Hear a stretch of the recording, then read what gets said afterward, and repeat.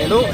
Movie గురించి చెప్పాలి అంటే జెన్యున్ గా చెప్తున్నాను నేను వచ్చేసి డెఫినెట్లీ మనకు Raj Kumar Hirani range movie touch అవుతా ఉందా అంటే నేను 90% వరకు టచ్ అయిందని నేను చెప్పగలను. కంప్లీట్ సాటిస్ఫాక్షన్ నాకైతే రాలేదు.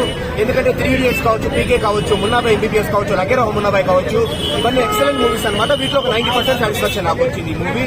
అండ్ ఈ మూవీలో ముఖ్యంగా నాకు బాగా నచ్చింది ఎత్తుకున్న కాన్సెప్ట్ అనమాట. ఈ ఇల్లీగల్ ఇమిగ్రేషన్ టెక్నిక్ చూపిస్తా ఉంటారు. లైక్ ఇప్పుడు ఎలా ఇండియా నుంచి వచ్చేసి ముఖ్యంగా పంజాబ్ నుంచి ఇంగ్లాండ్ కావచ్చు, అమెరికా కావచ్చు, లేకపోతే కెనడా కావచ్చు, ఇలా వీసా లేకుండా, పాస్పోర్ట్ లేకుండా ఎలా ఈ డంకీ జర్నీ అంటాం కదా, మనం వచ్చేసి డాంకీ ఫ్లైట్స్, డాంకీ రూట్ అంటాము.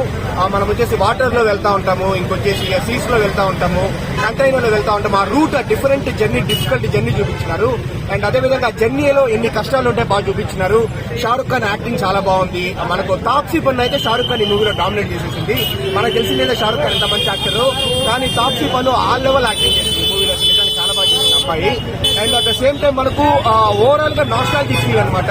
ఎన్ని కంట్రీస్ ఉన్నా, ప్రపంచంలో ఎన్ని కంట్రీస్ ఉన్నా మనకు టూర్ పై రావాల్సి బెటర్ కానీ అక్కడే పర్మనెంట్ గా ఉండే దానికంటే ఇండియాలో ఉంటే చాలా బెటరు. మన ఇండియాలో మనం పెరిగిండే చుట్టుపక్కల, మనం పెరిగిండే ఊర్లో ఉంటే దాని నుంచి ఆనందం ఏది లేదని మంచి మెసేజ్ కూడా ఇచ్చినారు.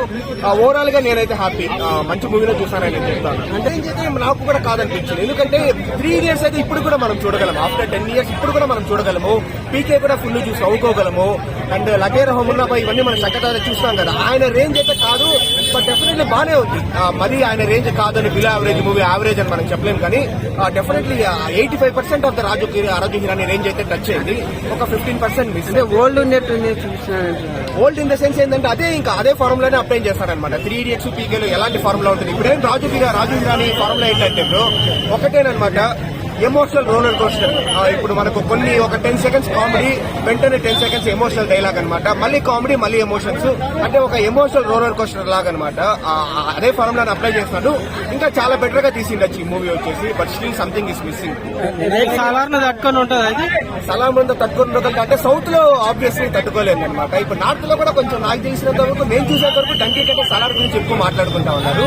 సో సౌత్ లో అయితే డెఫినెట్లీ డంకీ అనేది ఇట్లాంటి కాంపిటీషన్ లేదని నేను అనుకుంటాను. డబ్ చేశారు కదా, డబ్ చేస్తారు. లేదు బ్రో, రీమేక్ అంటారా మీరు వచ్చేసి? లేదు రీమేక్ చేసే అంత స్టఫ్ అయితే లేదు. మున్నాబాయ్ ఎంబీబీఎస్ అయితే ఎక్స్ట్రాడినరీ మూవీ, బట్ బానే ఉంది. 85% ఆఫ్ టచ్ అయింది కాబట్టి. అన్న రేటింగ్ ఎంత ఇస్తాను? రేటింగ్ అని ఇవ్వలేను, బట్ చెప్తున్నాను కదా, not completely Raju Hirani movie 85% of movie reach.